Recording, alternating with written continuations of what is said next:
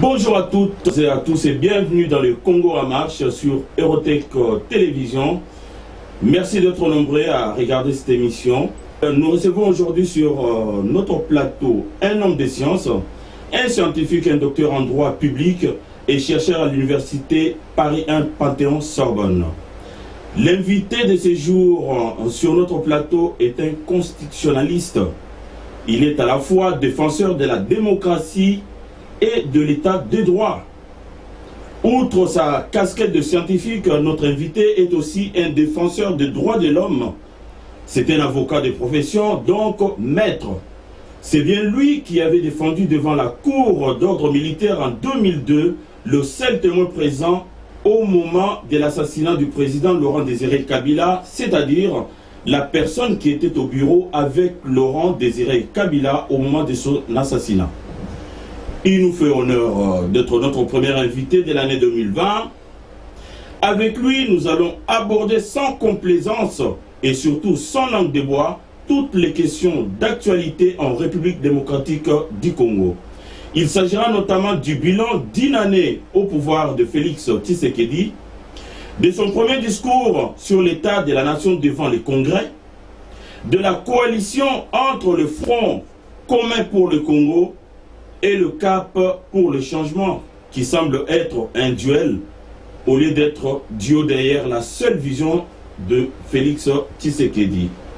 De la construction de l'état de droit promis par le président Tshisekedi dans cette ambiance ambiguë de la coalition et de l'influence réelle ou supposée du président sortant Joseph Kabila, autorité morale du Front commun pour le Congo. Docteur Martin Moulumba, bonjour.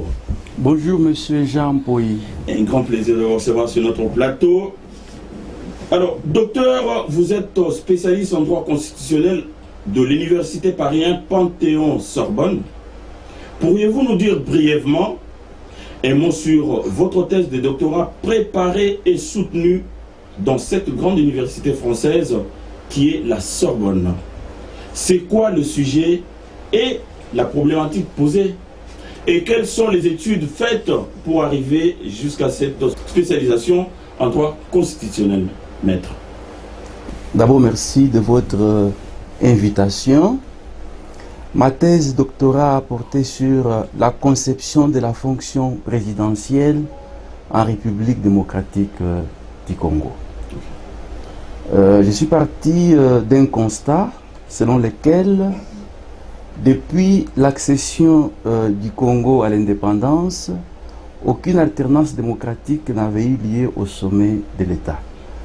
Alors que la Constitution définit la RDC comme un État de droit et une démocratie. De ce constat, je me suis posé la question comment les différents présidents congolais concevaient leurs fonctions. Parce que la souveraineté du peuple garantie dans la Constitution était soit confisquée, soit refusée.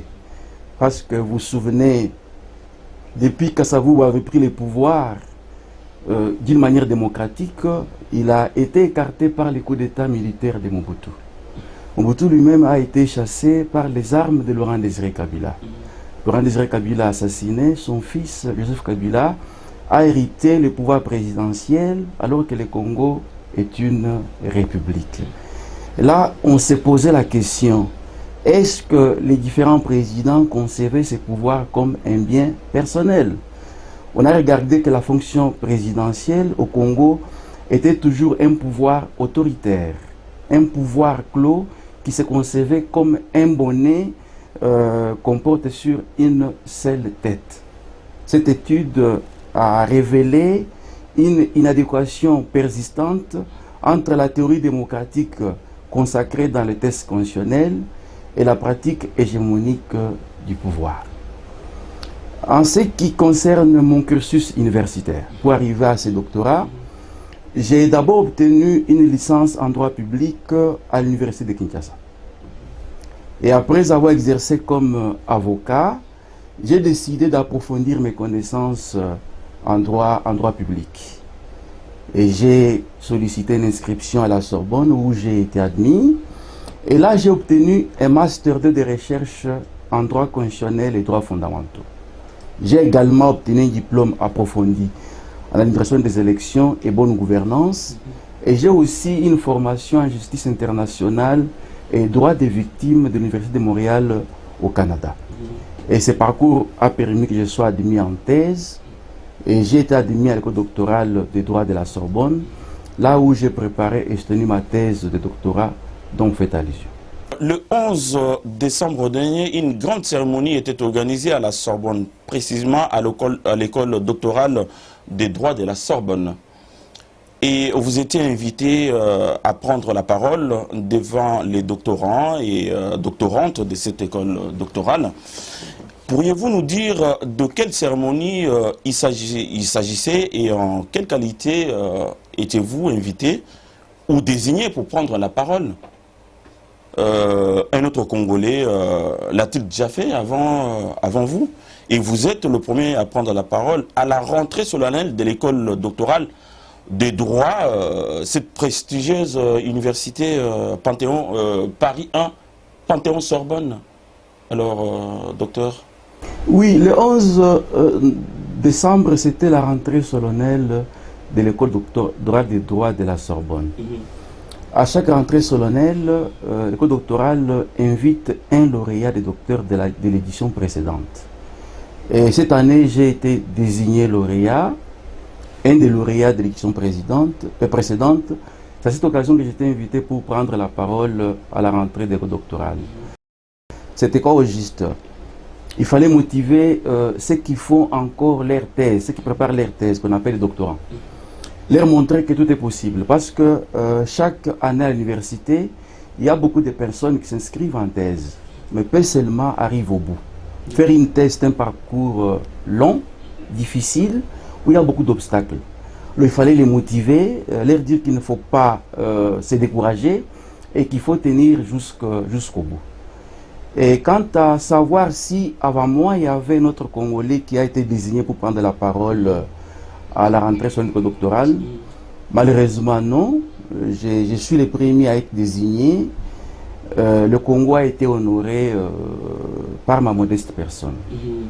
Alors, docteur, l'actualité congolaise est dominée d'une part par la fermeture de l'université de Kinshasa suite aux incidents graves du lundi 6 janvier dernier sur le site universitaire, et d'autre part par l'insécurité à l'est de la République démocratique du Congo. Le cardinal Ambongo même a parlé d'un risque de balkanisation du pays. Quelle lecture faites-vous en tant qu'homme de science de cette actualité? D'abord, en ce qui concerne les incidents à l'UNIKIN, ce qui s'est passé, c'est grave, c'est inadmissible, parce que l'université est un lieu du savoir par excellence. La barbarie n'a pas sa place dans une université. Moi-même, je suis un ancien de l'UNIKIN. Et quand on dit ça, on condamne ce qui s'est passé, mais la question qui mérite d'être posée, comment en est-on arrivé là? Parce que ces incidents révèlent un malaise profond. Il faut des solutions appropriées pour une réponse pérenne, pour que ces choses ne se répètent pas encore demain. Vous savez, quand on est chef, il faut anticiper les choses. Parce que quand vous n'anticipez pas les choses, au lieu que vous puissiez gérer les événements, ce sont des événements qui vont vous gérer. Malheureusement, ce qui s'est passé avec les incidents de l'UNIKIN. En ce qui concerne la crise ou la situation à l'est du pays, depuis plus de 20 ans, nos compatriotes de l'Est vivent une situation inadmissible. Depuis l'avènement de l'AFDL, où on voit que cette partie du territoire est devenue comme une partie de l'État où il n'y a pas les droits. Et qu'on ne peut pas accepter que cette situation perdure ou continue. C'est vrai, j'ai suivi avec attention ce que le cardinal a dit, l'alerte qu'il a donnée. Je pense que ces propos doivent être pris au sérieux par les autorités. On attend du président Félix Tshisekedi des mesures fortes pour mettre fin à cette insécurité. Parce que le président a dit qu'il mettait le peuple au centre de son action politique. On ne peut pas accepter qu'il parle du peuple d'abord, alors qu'à l'est du pays, le peuple n'est pas en sécurité. C'est l'État qui doit assurer la sécurité de son peuple. C'est la mission même première de l'État. Alors au président de prendre des décisions fortes pour que la paix puisse répandre de ces côtés de l'est du pays. Voilà. Alors le vendredi 13 décembre dernier, soit 10 mois et 20 jours depuis son accession au pouvoir, le président Félix Tshisekedi a fait son premier discours de l'État de la nation devant le Congrès. Vous, comme spécialiste en droit public et expert de la fonction présidentielle, quel regard avez-vous porté sur ces discours? Vous, en tant qu'expert de la fonction présidentielle, évidemment, étiez-vous convaincu par le nouveau président congolais? Et quel bilan vous faites de ces 10 mois à la tête du pays? Pensez-vous qu'il est sur une bonne ou mauvaise voie?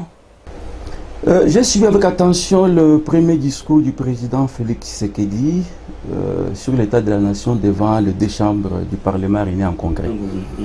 J'ai trouvé un président combatif, un président courageux, un président déterminé.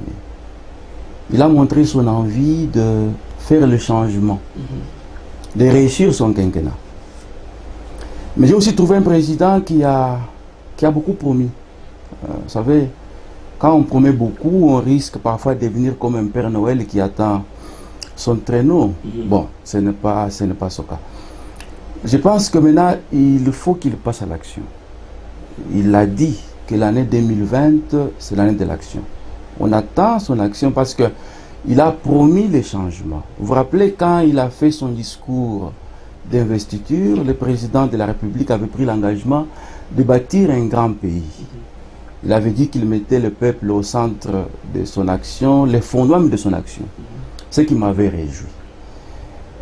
Sur le bilan de 100 jours, bon, je peux dire qu'il a fait un bilan qui peut être satisfaisant pour moi, surtout sur l'aspect des droits de l'homme, des différentes mesures qu'il a pu prendre. Mais on attend beaucoup de réformes qu'il doit engager pour faire du Congo un véritable état de droit. Il a promis qu'il va déboulonner les antivaleurs. Là aussi, on attend. On attend. Je pense que, comme il a dit lui-même, qu'il y aura les actions qui vont amener le changement tant promis au peuple congolais. Outre votre doctorat en droit public, spécialité droit constitutionnel, vous avez aussi une spécialisation en administration d'élections et bonne gouvernance, et obtenue à la Sorbonne évidemment, et une formation en justice internationale et droit des victimes de l'Université de Montréal au Canada. Que pensez-vous du souhait du président Tshisekedi de revenir à 2 tours d'élection, de l'élection présidentielle, et de changer le mode d'élection des gouverneurs et des sénateurs pour être élus directement par le peuple, et aussi de sa volonté de renforcer l'autorité ou l'indépendance de la justice? Pensez-vous que ces souhaits du président Félix Tshisekedi sont justifiés dans le contexte actuel? Pour l'élection présidentielle, d'abord, les constituants de 2006 avaient prévu une élection à 2 tours. En 2006, on a eu une élection présidentielle à 2 tours. En 2011, pour des raisons inavouées, la Constitution a été modifiée. On a enlevé le 2e tour, on est resté avec un seul tour. Mais quel est l'inconvénient d'un seul tour à une élection présidentielle? Dans un pays où on a plusieurs candidats, c'est que le président d'abord est élu par une minorité. Il a une légitimité qui n'est pas si forte. On peut facilement le contester. Et aussi, ça évite, un seul tour permet peut-être un hold-up électoral. On a proclamé tel, bon, puis il n'y a plus de débat.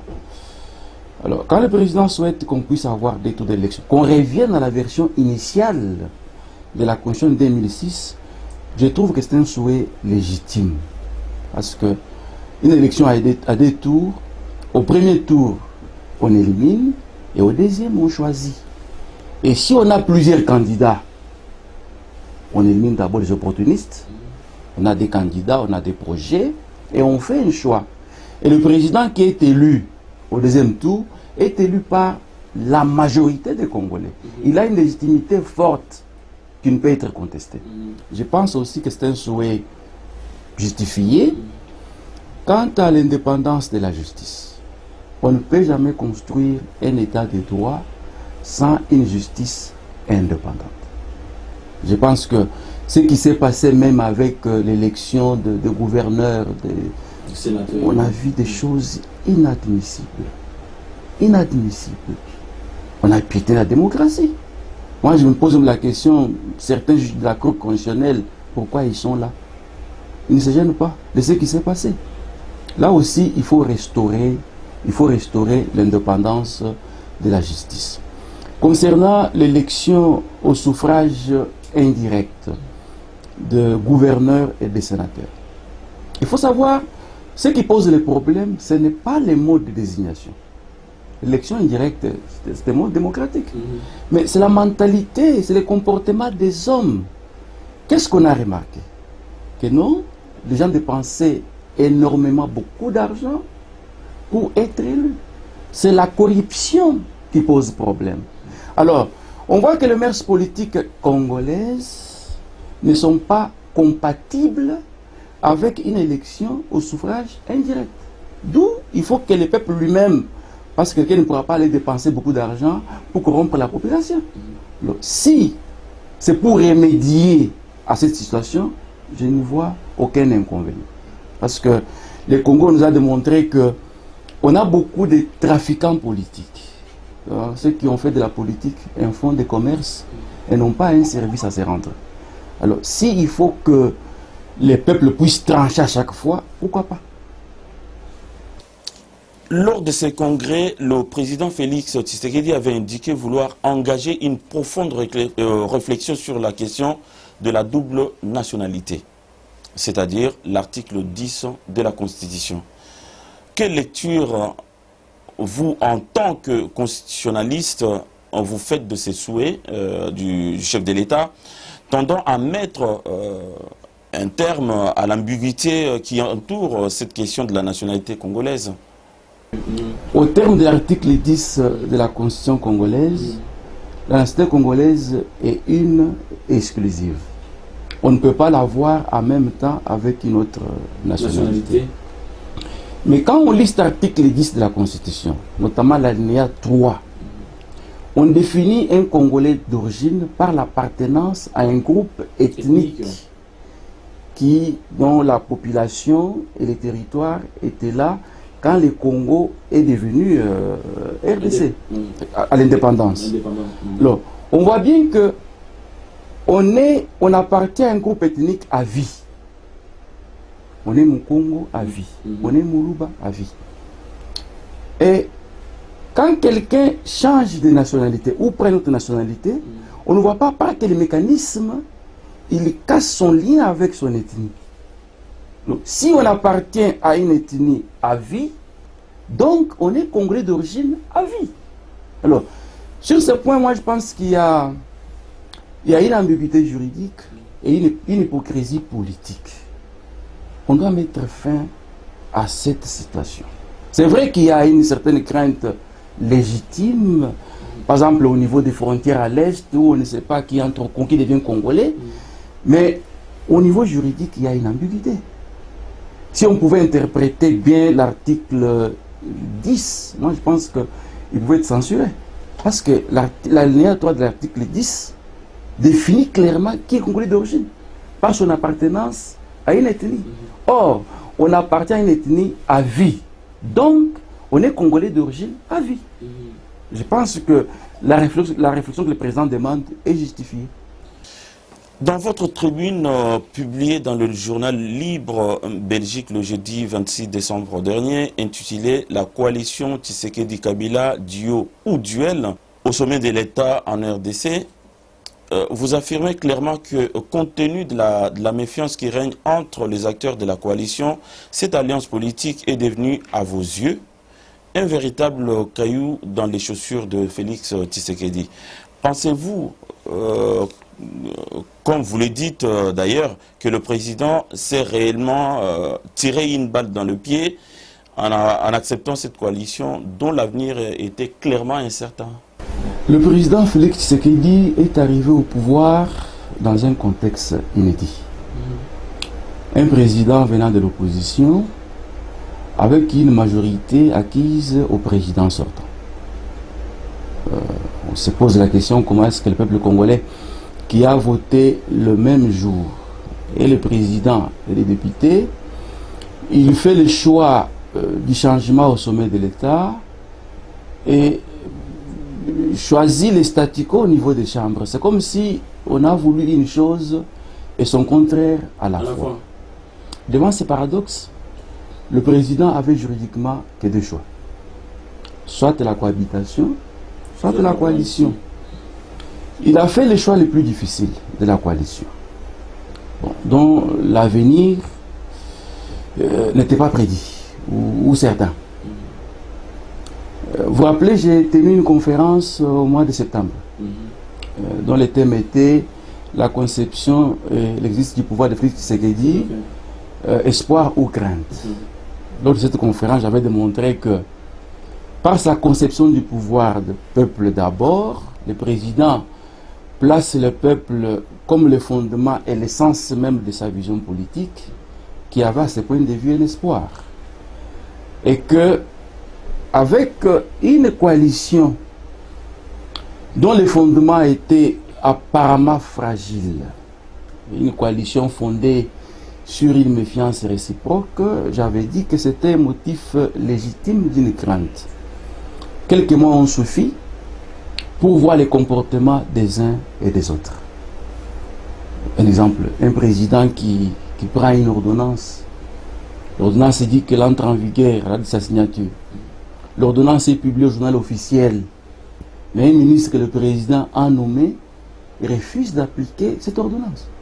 Je me demande comment est-ce qu'on peut changer les choses avec une telle situation.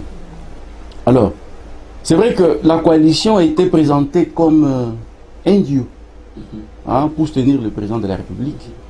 Mais ce qui se passe, les propos des uns et des autres, on a suivi les propos tenus par Jean-Marc Kaboul au Kassai. Et aussi les propos du leader du FCC. Ça montre que c'est un duel qui est placé au niveau de l'État. Dans un duel, il y a toujours un perdant et un gagnant. Mais je crains que le perdant soit le peuple. Parce que ce changement qui est intervenu au sommet de l'État, c'est d'abord un combat de longue date du peuple congolais. Là aussi, M. le Président doit se servir de tous les pouvoirs que la Constitution lui donne pour mettre fin à cette situation. Ça ne doit pas durer. Parce que le temps risque de ne pas jouer pour le président Tshisekedi. Les gens ont l'espoir, les Congolais ont beaucoup d'espoir du changement qu'il a promis.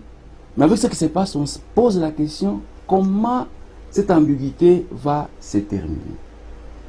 Certaines personnes accusent le cabinet d'avoir beaucoup d'amateurs, des collaborateurs qui ne font rien, qui n'aident pas réellement le chef de l'État. Quelle lecture portez-vous sur les cabinets du président de la République? Les rumeurs persistantes parlent d'un remaniement très prochainement. Selon vous, qui garder et qui écarter pour avoir un cabinet à la hauteur des enjeux?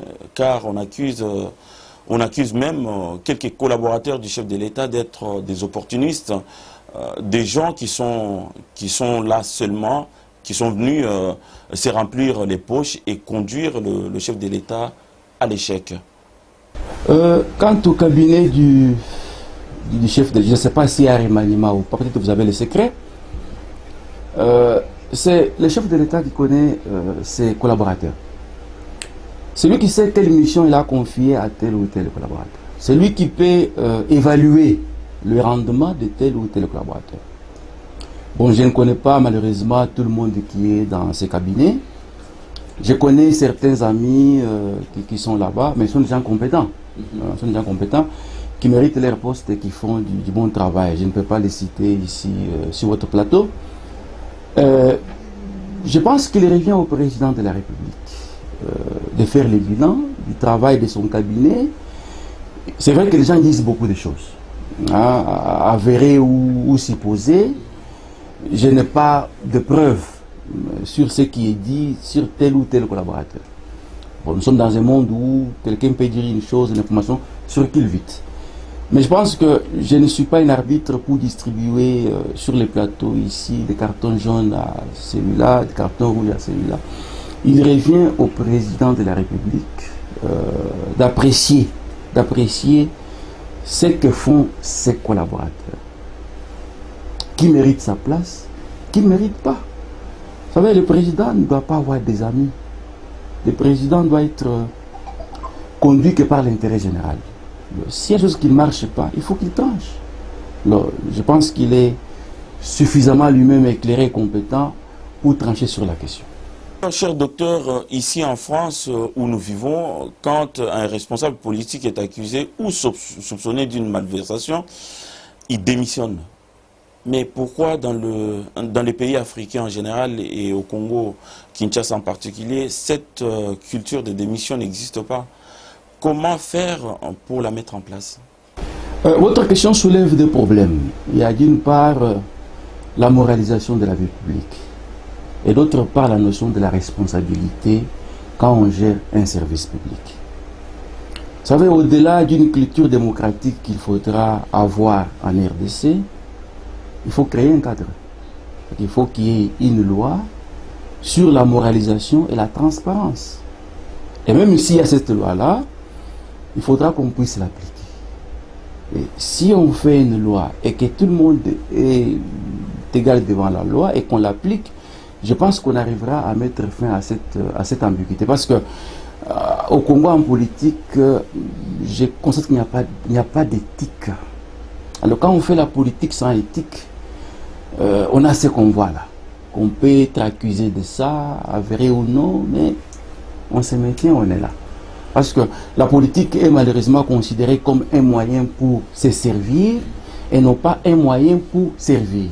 Et quand le président dit qu'il veut construire un état de droit, je pense qu'il va commencer par la moralisation de la vie publique. L'exemple doit venir d'en haut pour qu'il soit suivi jusqu'au niveau bas. Quelques proches de l'ancien président Joseph Kabila annoncent son retour politique au courant pour cette année 2020.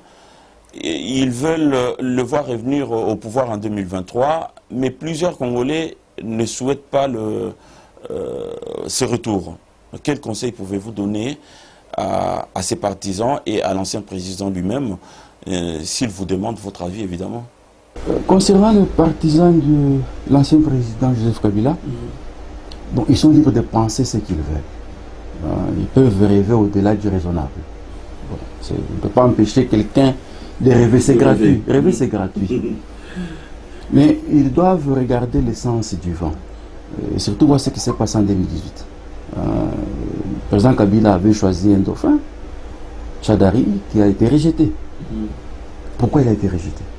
Ils doivent se poser cette question-là, avoir une réponse. Vous savez, parfois il faut se regarder en face. La vérité, il ne faut pas la fuir. Après, ils peuvent penser ce qu'ils veulent. Si le président me demandait mon conseil, le président Kabila bien sûr, je lui dirais, monsieur le président, vous avez fait 18 ans au pouvoir. Vous avez passé pacifiquement le pouvoir à votre successeur. Ce qui est une première en RDC. Je lui dirais, monsieur le président, il faut protéger l'image que vous avez donnée aux Congolais. Quelle image? On l'a vu dans le bras de Félix Tshisekedi. Vous savez, depuis qu'on est né, nous, on n'avait jamais vu ça au Congo. Alors, ça, on peut tout refuser à Kabila, sauf ça, cette image-là. Il a offert ça au Congolais. Et je dirais aussi que, monsieur le président, il y a une vie après le palais présidentiel. Même une belle vie qu'il peut mener. Il peut se servir de ses 18 ans de pouvoir pour faire autre chose. Et qu'il est déjà sénateur, à vie. Jusqu'à sa mort, Joseph Kabila est sénateur. C'est déjà suffisant. Il est dans un pays comme le Congo, où on avait imaginé toutes les hypothèses. On voit qu'il a quitté le pouvoir et qu'il vit au Congo. Je peux lui dire que, Monsieur le Président, est sorti par une grande porte. Il faut garder cette image. Voilà. Docteur, votre thèse a porté sur une des questions essentielles du droit constitutionnel, à savoir le président de la République. Vous avez analysé la conception de la fonction présidentielle en République démocratique du Congo sur toute la période post-coloniale, c'est-à-dire la présidence Kasavubu, celle de Mobutu, et de deux Kabila, Laurent Désiré et Joseph Kabila. Avec cette expertise, pourquoi ne pas vous reprocher du président Félix Tshisekedi pour lui apporter vos conseils avec toute cette recherche faite dans la plus grande université de l'Europe qui est la Sorbonne? Merci pour cette question. Bon, déjà, le changement au Congo ne doit pas être une affaire de quelques personnes. C'est l'affaire de tous les Congolais. Bon, c'est vrai, je suis le premier à avoir traité cette question de la fonction présidentielle dans le cadre d'une recherche doctorale. Je peux apporter mon expertise si je suis sollicité. Mais je voudrais vous dire que un expert ne s'improvise pas. C'est comme un conseiller, on le sollicite. Déjà, je profite de la question pour vous signaler qu'ici en Europe, on a une association de juristes congolais, la Diaspora, qui a son siège à Bruxelles, qu'on appelle les URS congolais. C'est un cadre de réflexion, c'est un laboratoire d'idées qui peut bien travailler aussi, donner des idées au gouvernement congolais. Notre association est présidée actuellement par M. Célestin Poutou, que je salue d'ailleurs. C'est pour vous dire que je ne milite pas pour une ambition personnelle. La question du Congo demande les efforts de tout le monde. Le Congo a besoin de toutes ses filles et de tous ses fils. Donc quand moi je parle, je ne vois pas seulement un poste pour moi, non. Mais vous, personnellement, êtes-vous prêt pour apporter votre pierre à l'édifice et faire profiter vos connaissances à la constitution de l'État des droits? Je viens de le dire que un expert ou un conseiller ne s'improvise pas. On les sollicite. Ce n'est pas à moi de dire que non. Je n'ai pas de solution magique. Je peux apporter mon expertise. Mais la question, le changement au Congo, c'est un effort collectif. Il ne faut pas y aller personnel, non. C'est un effort collectif. C'est pourquoi je parle de notre association de juristes congolais, qui est un cadre de réflexion où on a beaucoup de spécialistes dans tous les domaines. Moi, je suis constitutionnaliste. Mais les droits, il y a aussi d'autres domaines. Qui peut aussi être un cas de réflexion, un laboratoire que le gouvernement congolais peut solliciter. On a un siège à Bruxelles. Dernièrement, on a tenu un café juridique sur l'actualité au Congo. Alors, l'affaire du Congo, les changements au Congo, c'est une affaire de tout le monde, de tous les Congolais. Je n'en fais pas une affaire. C'est ça ce qui tue en politique au Congo. Parce que les gens vont seulement, il n'y a que moi, il n'y a que moi, il n'y a que moi. Moi, je ne vois pas de choses comme ça. Nous tous, pour que les choses changent au Congo, c'est l'effort collectif. Et non pas, je ne suis pas Messi ou Ronaldo. Docteur, vous avez été un des avocats clés du procès sur l'assassinat du président Laurent Désiré Kabila. Vous avez été l'avocat de M. Émile Mota, directeur de cabinet adjoint de Laurent Désiré Kabila, et le seul témoin qui était avec le président Désiré Kabila au moment de son assassinat. Et ma question est, alors, mais autour de cet assassinat, plusieurs versions se racontent. Pourriez-vous nous dire exactement qu'est-ce qui s'était passé au bureau du président, car il était avec votre client au moment de son assassinat, qui a réellement tué le président Kabila? Où se trouve l'arme du crime? Pourquoi avoir condamné plus de 100 personnes? Pourquoi votre client était-il placé en prison de Makala au moment du procès? Il lui était reproché quoi exactement? J'ai eu le privilège d'être l'avocat du seul témoin. La personne qui était avec le président Laurent Désiré Kabila quand il a été assassiné. C'est celui qui a vu comment l'assassin est entré au bureau et comment il a tiré à bout portant sur le président. Selon son témoignage, un témoignage qui a été corroboré par d'autres gardes du corps, même par le colonel Edi Kapende qui était présent, et aussi le ministre Moïse Nkongolo qui était là, ou le fait ministre Machako. C'est un des gardes du corps qui est entré et qui a tiré sur le président Kabila. Malheureusement, ce garde du corps, quand il est ressorti, il a été abattu, sans qu'il parle. Alors, si l'assassin est identifié, les mystères demeurent, qui ont commandité et planifié cet assassinat.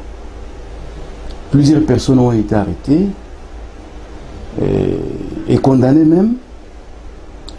Certains sont morts en prison. D'autres groupistes sont encore en prison en ce moment. Alors qu'on n'a jamais su qui ont commandité et planifié cet assassinat. Quant à l'arme du crime, bon, c'est aussi un mystère. On n'a jamais su qui a pris cette arme. Enfin, officiellement, on n'a jamais su. Mais c'est une question qui méritait d'être posée à Charles Alamba, qui était procureur à cette époque-là, mais qui malheureusement est aussi mort en prison avec peut-être des secrets sur ces sujets-là. Alors, Kabila a été assassiné, ce procès s'est passé à huis clos. Bon, il y a des secrets que les avocats ne peuvent pas dire devant des caméras, mais la cour militaire avait promis à l'époque que les enquêtes vont continuer. Bon, je ne sais pas où est-ce que la cour en est avec ces enquêtes. Qu'on dise aux mots Congolais qui ont commandité cet assassinat de Laurent Désiré Kabila. Quel est votre dernier mot, puisqu'on arrive à la fin de notre émission? Est-ce que vous aurez un petit dernier mot pour ceux qui vont nous regarder?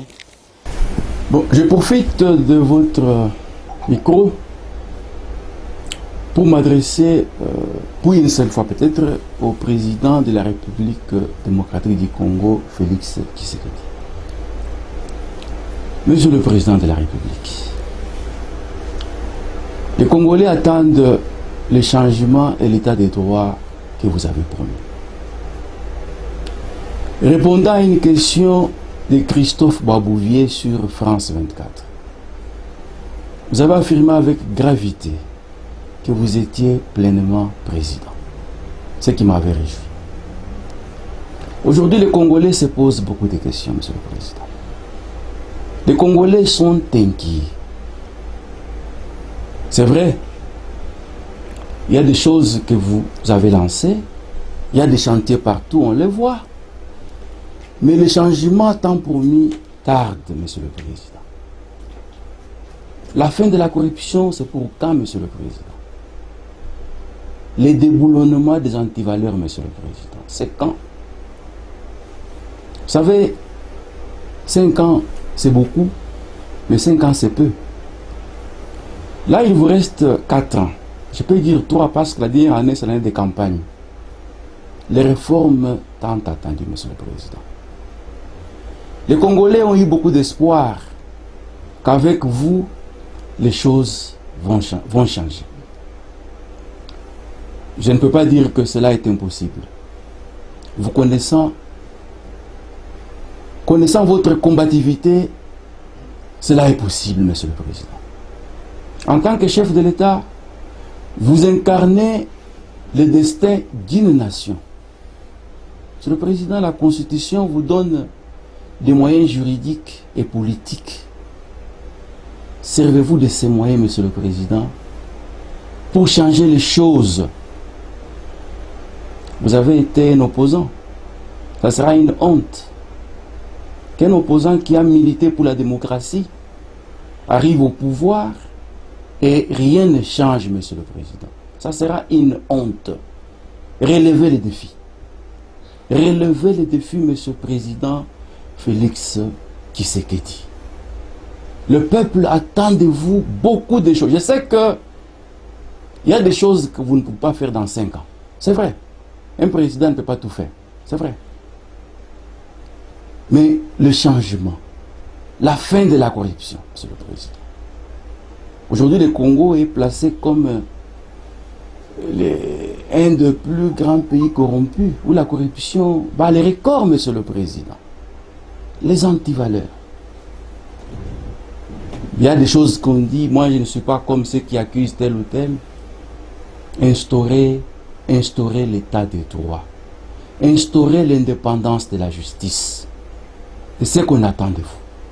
Voilà mon dernier mot. Alors, merci beaucoup, docteur. Je vous rappelle que nous avons reçu sur ce plateau aujourd'hui docteur Martin Moulumba, qui est constitutionnaliste et puis il est docteur en droit, évidemment. Et voilà, si vous avez réellement aimé cette vidéo, merci de la partager partout, partout, partout. Et likez et surtout actionnez la clochette à côté de abonnez-vous pour recevoir toutes nos vidéos prochaines. Et puis voilà, portez-vous à merveille chez vous et à très bientôt sur Aerotech Télévision. Merci docteur.